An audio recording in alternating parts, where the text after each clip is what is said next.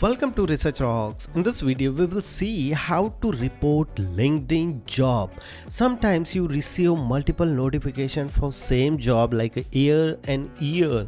So you can report for this job and avoid such kind of notification. How to do it, we will see detailed demonstration in this video. Before start the video, please subscribe our YouTube channel Research Rocks. So simply first of all, you need to open here LinkedIn account, and if I click here in the job section of my LinkedIn account, so look at this here, bunch of job available here, and some of the job is a year and year are coming the same things here. So how to avoid this one? Like this, you can click the specific job. As a for example demo point of view, I select this one, and afterwards you just simply click here three dots, and here report this job like this, click. And why you are reporting this one? This is a scam, undetermined, effective, incorrect.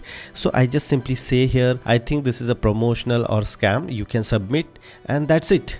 Afterward, LinkedIn are considering your request, and if this job is a really spam, so they are automatically delete this job on LinkedIn page. So this is a simple tips and trick. If you really like this video, so please hit the bell icon, share this video and subscribe our YouTube channel Research Rocks. Till then, Jai Hind, Vande Mataram.